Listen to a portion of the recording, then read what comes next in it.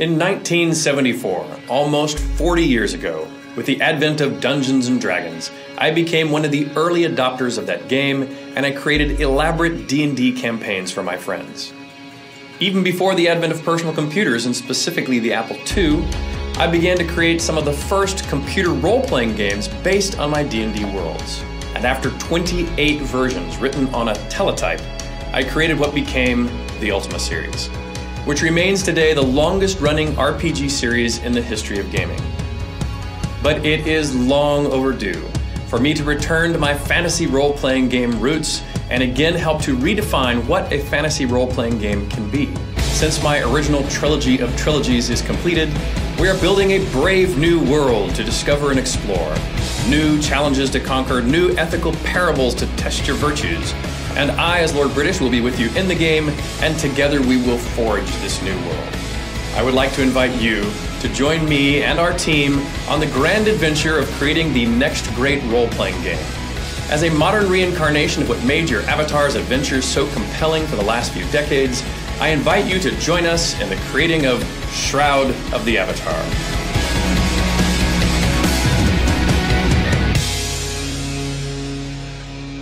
Greetings. I'm Richard Garriott, known to some of you as Lord British, the creator of the Ultima series.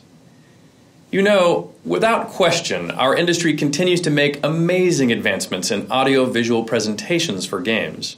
In 30 short years, we've evolved from simple black and white stick figures, like those found in some of my earliest games, to the 3D cinematics of today, which rival the movie industry while remaining interactive and real-time. Yet there are also other areas that have not advanced as surely.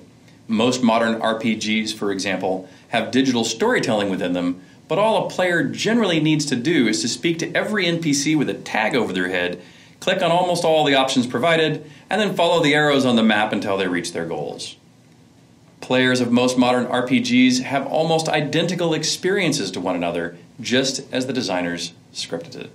I believe that my Ultima series did some great pioneering work in the creating of interactive literature, which allows players to discover the world at their own pace, to make impactful choices along the way, and to have rich, customized experiences unique to each player and their individual play style.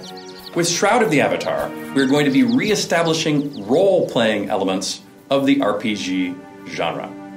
We're not going to hold the hands of players through the entire game. Instead, we're going to be creating a large, interactive, and ever-changing world, then turning the player loose to define their own role. Still, we will be filling the world with our own crafted stories. It just means that we won't be providing the player a checklist of requirements that must be accomplished, nor automatic features to guide you to every solution. Players will explore, discover, think, and decide what path is right for them. A few months ago, as the team and I began to codify our plans for the new game, I published a small treatise called What is a Lord British Ultimate RPG?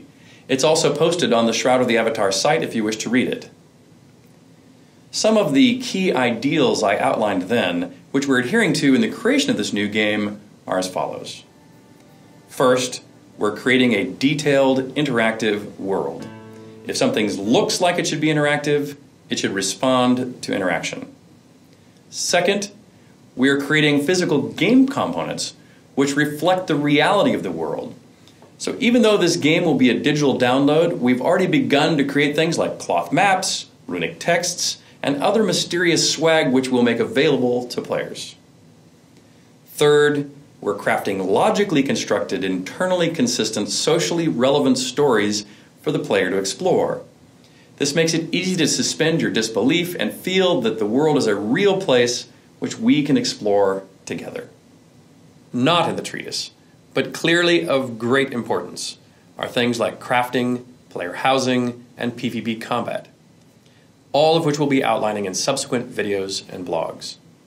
But finally, and most importantly, Shroud of the Avatar stars you. One of the greatest lessons of Ultima Online was that while we have strong ideas about what we would like to create, we are creating it for you. And so we need your involvement early and often to help us sort out the many details of a complex virtual world. Please join us on this adventure. Please consider backing our project. Together we will forge a new world. Thank you.